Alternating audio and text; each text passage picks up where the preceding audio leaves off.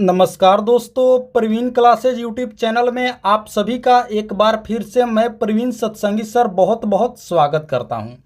दोस्तों, आज की वीडियो में भी हम लोग देखेंगे बिहार एसएससी इंटर स्तरीय परीक्षा के लिए अति महत्वपूर्ण समान ज्ञान व सामान्य विज्ञान के प्रश्न।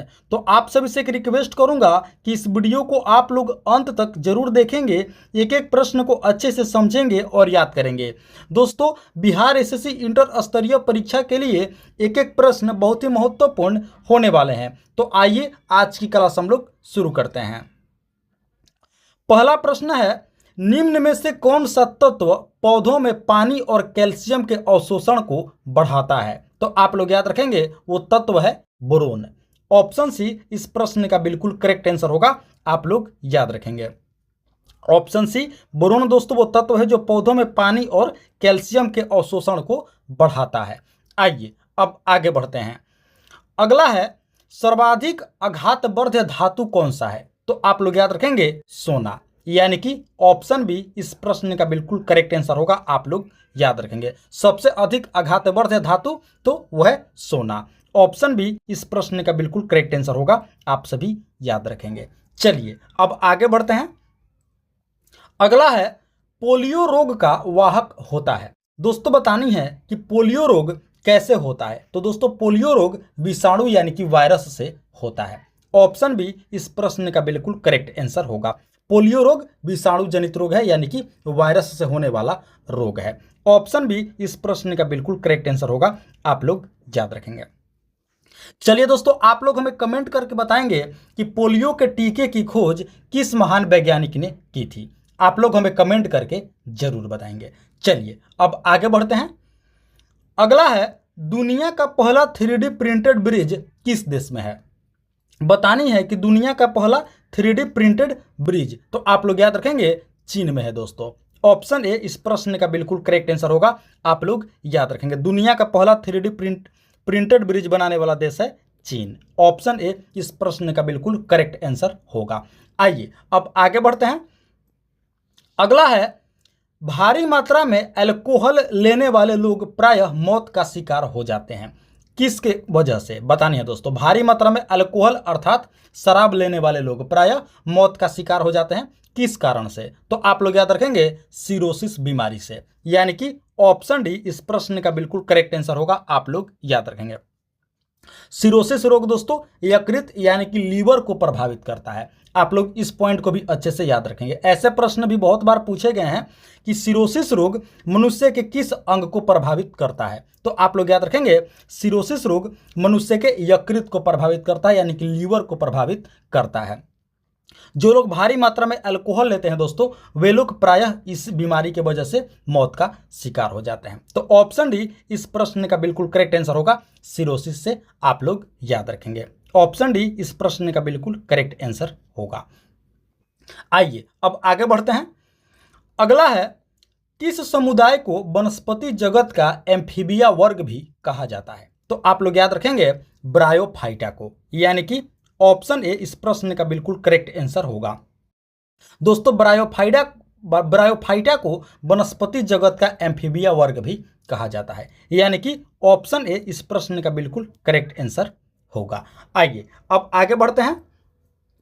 अगला है दोस्तों, युआन किस देश की राष्ट्रीय मुद्रा है? युआन, तो आप लोग याद रखेंगे चीन की। आप सभी को पता भी होगा युआन किस देश की राष्ट्रीय मुद्रा है, तो दोस्तों चीन की ये करेंसी है। आइए अब आगे बढ़ते हैं। अगला प्रश्न है, a century is not enough पुस्तक के लेखक कौन है? बतानी है। पुस्तक का नाम है दोस्तों a century is not enough, तो आप लोग याद रखेंगे सौरभ गांगुली, यानी कि ऑप्शन सी इस प्रश्न का बिल्कुल करेक्ट आंसर होगा, आप लोग याद रखेंगे। A century is not enough पुस्तक के लेखक कौन है? तो आप लोग याद रखेंगे सौरभ गांगुली। आइए अब आगे बढ़ते हैं। अगला है दोस्तों, भारत का केंद्रीय औषध अनुसंधान संस्थान कहाँ स्थित है? तो आप लोग याद रखेंगे इसका सही उत्तर होगा लखनऊ में। ऑप्शन डी इस प्रश्न का बिल्कुल करेक्ट आंसर होगा। भारत का केंद्रीय औषध अनुसंधान संस्थान उत्तर प्रदेश की राजधानी लखनऊ में स्थित है। ऑप्शन डी इस प्रश्न का बिल्कुल करेक्ट आंसर होगा, आप सभी याद रखेंगे। चलिए अब आगे बढ़ते हैं।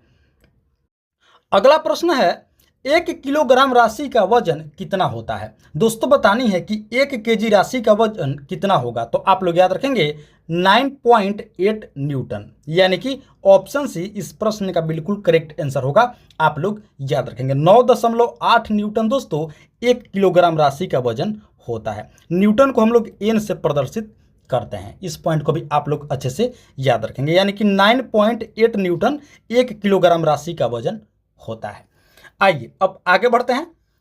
अगला है प्रकंद यानी कि राइजोम का उदाहरण है। बताने है कि इनमें से कौन सा प्रकंद अर्थात राइजोम का एक उदाहरण है, तो आप लोग याद रखेंगे अदरक और हल्दी।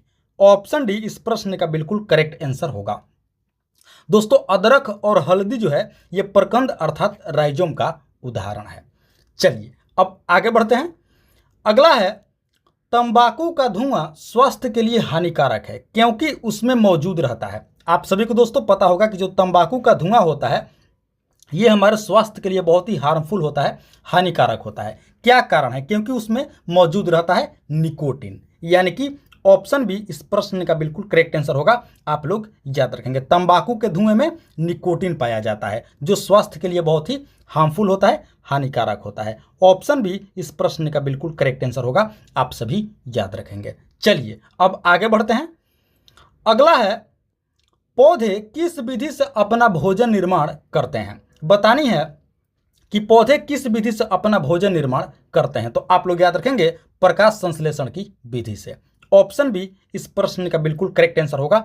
आप लोग याद रखेंगे पौधे द्वारा भोजन बनाने की प्रक्रिया को दोस्तों प्रकाश संश्लेषण यानी कि फोटोसिंथेसिस कहा जाता है। ऑप्शन बी इस प्रश्न का बिल्कुल करेक्ट आंसर होगा। आप लोग याद रखेंगे। आइए अब आगे बढ़ते हैं। दोस्तों अगले प्रश्न से पहले आप सभी से एक रिक्वेस्ट करूंगा कि अभी तक आप लोगों ने इस वीडियो को एक लाइक नहीं किए हैं, तो दोस्तों आप लोग इस वीडियो को एक लाइक जरूर कर देंगे। साथ ही साथ प्रवीण क्लासेज यूट्यूब चैनल पर आप लोग पहली बार विजिट किए हैं तो दोस्तों इस चैनल को भी आप लोग जरूर से जरूर सब्सक्राइब कर लेंगे। इसी तरह के महत्वपूर्ण प्रश्नावली वीडियो प्रतिदिन देखने के लिए और अपनी तैयारी को बेहतर और मजबूत करने के लिए चैनल को सब्सक्राइब कर लेंगे, वीडियो को आप लोग एक लाइक जरूर कर देंगे। और हाँ दोस्तों इस क्लास में आप लोग अंत तक बने रहेंगे, वीडियो को आप लोग पूरा देखेंगे। आगे और भी बहुत ही महत्वपूर्ण प्रश्न सामान्य ज्ञान व सामान्य विज्ञान के होने वाले हैं जो दोस्तों बिहार एसएससी इंटर स्तरीय परीक्षा के लिए बहुत ही महत्वपूर्ण होंगे। तो आइए अब आगे बढ़ते हैं। अगला है प्रकाश संश्लेषण में हरे पौधे द्वारा कौन सी गैस छोड़ी जाती है। दोस्तों अभी हमने इसी वीडियो में पढ़ा कि हरे पौधे द्वारा भोजन बनाने की प्रक्रिया को प्रकाश संश्लेषण कहा जाता है। तो अब बतानी है कि प्रकाश संश्लेषण में हरे पौधे द्वारा कौन सी गैस को मुक्त की जाती है, छोड़ी जाती है, तो आप लोग याद रखेंगे ऑक्सीजन यानी कि O2।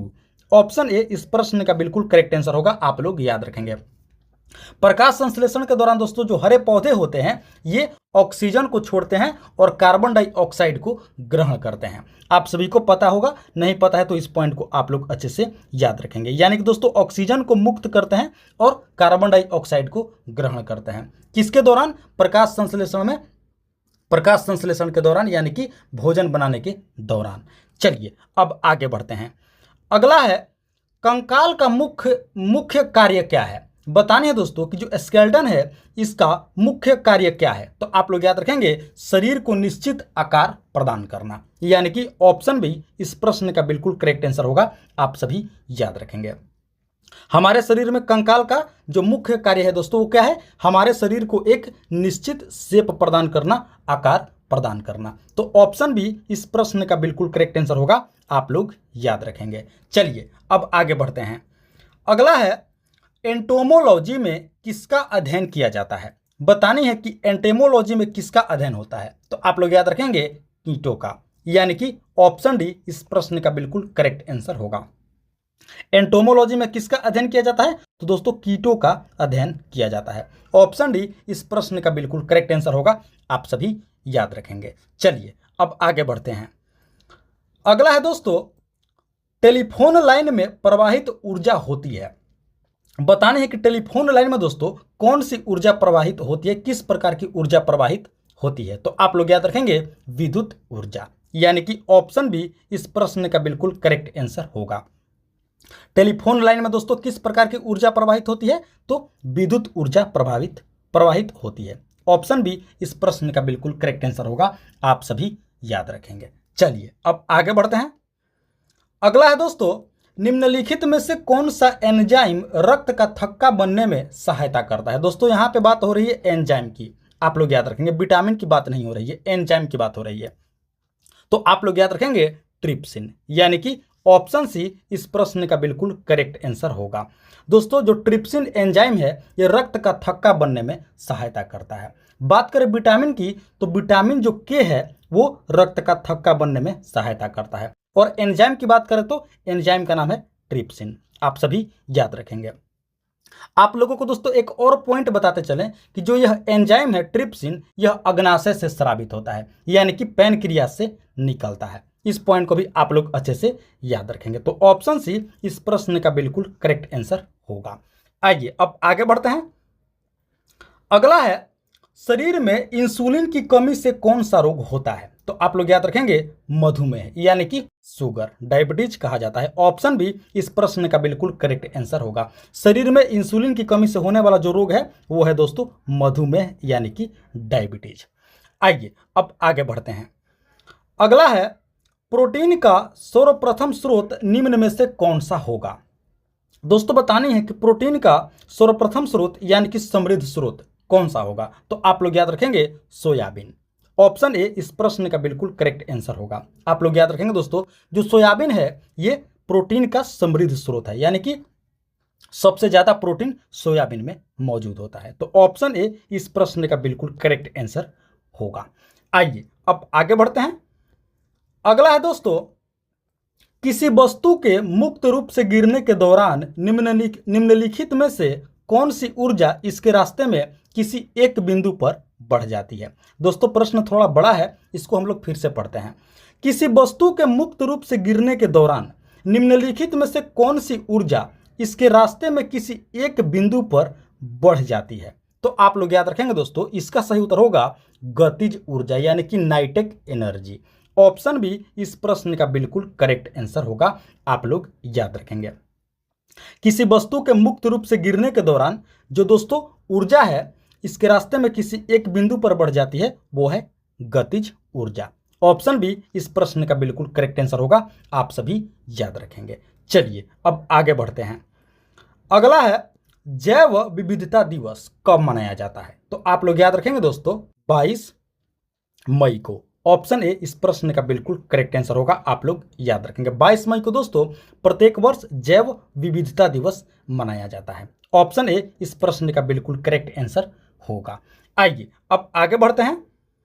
अगला है, फाइलेरिया का वाहक किस प्रकार के मच्छर होते हैं? फाइलेरिया दोस्तों आप लोगों को पता होगा एक रोग है, फाइलेरिया यानी कि हाथी पाँव। बतानी है कि ये किस प्रकार के मच्छर से होता है? तो आप लोग याद रखेंगे मादा क्यूलेक्स मच्छर के काटने से होता है। ऑप्शन सी इस प्रश्न का बिल्कुल करेक्ट आंसर होगा, आप लोग याद रखेंगे। फाइलेरिया यानी कि हाथी पाँव मादा क्यूलेक्स मच्छर के काटने से होता है। देखिए ऑप्शन ए में है, आप लोग याद रखेंगे, ऑप्शन ए में एडिज मच्छर है। दोस्तों एडिज मच्छर के काटने से डेंगू होता है, इस पॉइंट को आप लोग अच्छे से याद रखेंगे। ऑप्शन बी में है एनाफिलीज मच्छर। देखिए ऑप्शन बी में क्या है, एनाफिलीज मच्छर। तो एनाफिलीज मच्छर के काटने से दोस्तों मलेरिया होता है। आप लोग बाकी पॉइंट को भी अच्छे से याद रखेंगे। और फाइलेरिया का जो वाहक होता है ये होता है मादा क्यूलेक्स मच्छर, इसी के काटने से फाइलेरिया यानी कि हाथी पाँव होता है। चलिए अब आगे बढ़ते हैं। अगला है, बिहार दिवस कब मनाया जाता है? बिहार दिवस तो आप लोग याद रखेंगे 22 मार्च को प्रत्येक वर्ष। ऑप्शन सी इस प्रश्न का बिल्कुल करेक्ट आंसर होगा। चलिए आगे बढ़ते हैं, अगला प्रश्न देखते हैं। अगला है, एस्किमो जनजाति निम्नलिखित में से किस महाद्वीप में निवास करती है? एस्किमो नामक जनजाति तो आप लोग याद रखेंगे उत्तरी अमेरिका में, यानी कि ऑप्शन बी इस प्रश्न का बिल्कुल करेक्ट आंसर होगा। उत्तरी अमेरिका महाद्वीप में दोस्तों एस्किमो नामक जनजाति निवास करती है। चलिए अब आगे बढ़ते हैं।